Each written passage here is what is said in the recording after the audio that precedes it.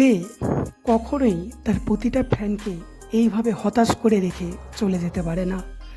মাঠ থেকে উঠে যাওয়ার পর কেউ তাকে অ্যারোগেন্ট বলছে, কেউ তাকে অহংকারী বলছে, আবার কেউ বা বলছে যে এটাই হয়তো তার আইপিএল কেরিয়ারের শেষ ম্যাচ।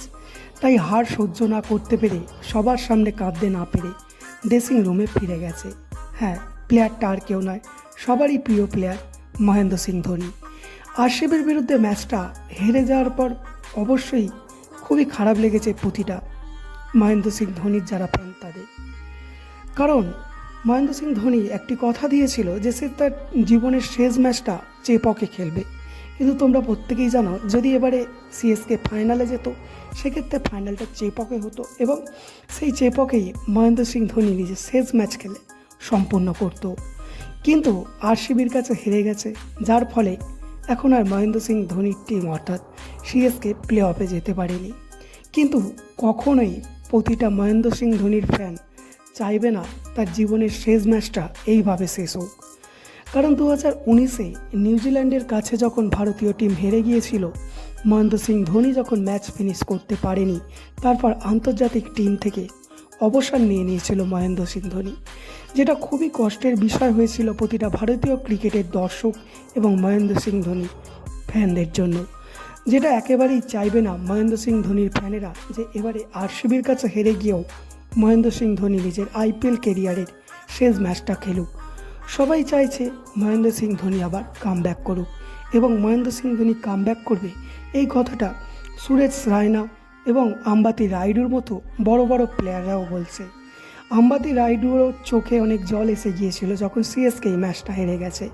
সুরেশ রায়নার চোখেও জল এসে গিয়েছিল। যদিও আরসিবি অনেক বছর পর প্লে অফে উঠেছে এবং আরসিবি ফাইনাল জিতুক, এটা অনেক ক্রিকেটপ্রেমী দর্শকই চাইছে, কিন্তু যে যোগ্য যে জেতার সেই তো জিতবে সেটা কথা নয়। কথা হচ্ছে মহেন্দ্র সিং ধোনি এই প্লেয়ারটাকে ভালোবাসে না এরকম মানুষ খুব কম আছে। আর এই প্লেয়ারটা আইপিএলে যদি না থাকে, আইপিএল দেখার মজাটা সত্যি অনেকটা কমে যাবে। তাই মহেন্দ্র সিং ধোনিকে ছাড়া আইপিএল কখনোই ভাবা যায় না। যেখানে 2023-এ সবাই ভেবেছিল যে তার লাস্ট ম্যাচ হয়তো ওটা, কিন্তু সে নিজের হাঁটু ইনজুরি থেকে সারিয়ে নিজেকে আবার কামব্যাক করে প্রমাণ করে দেখিয়েছিল। যদিও সিএসকের বড় বড় 3 প্লেয়ার, যেখানে তোমরা দেখতেই পেয়েছিলে মুস্তাফিজুর রহমান, মাথিসাব এবং দীপক চাহারের মতো বড় প্লেয়াররা, যেখানে তোমরা দেখতেই পেয়েছি, যার কারণে সিএসকে তাদের পার্ট টাইম বোলারদের দিয়েই খেলাতে হয়েছিল, শুধুমাত্র তুষার দেশপান্ডে ছাড়া। সেক্ষেত্রে সিএসকে হেরে যাওয়াটা এমন কিছু আর বড় ব্যাপার নয়। কথা হচ্ছে একটাই, মহেন্দ্র সিং ধোনি আবার যেন কামব্যাক করে। কারণ আরসিবির বিরুদ্ধে ম্যাচটা হেরে যাওয়ার পর মহেন্দ্র সিং ধোনি কোনো রকম কারোর সাথে কথাবার্তা না বলে, হাত না মিলিয়ে নিজের হোম স্টেট অর্থাৎ রাঁচিতে ফিরে গেছে। যদিও মহেন্দ্র সিং ধোনির ম্যাচটা হেরে যাওয়ার পিছনে অনেকেই মহেন্দ্র সিং ধোনিকেই দায়ী করছে। কারণ যে ইয়াস দয়াল 3 ওভারে 45 মতো রান দিয়ে দিয়েছিল, সেই ইয়াস দয়াল হঠাৎ করে অত ভালো কামব্যাক করলো কী করে? যে তার প্রথম বলেই 110 মিটারের লম্বা ছক্কা খেলো, সে কী করে রবীন্দ্র জাদেজার মতো প্লেয়ারকে ডট বল দিচ্ছিল, যেখানে জাদেজা লকে ফার্গুসনের মতো প্লেয়ারকে দাঁড়িয়ে দাঁড়িয়ে ছক্কা মারছিল, সেখানে ইয়াস দয়ালের মতো প্লেয়ার তাকে 2টো বল পরপর ডট দেয়।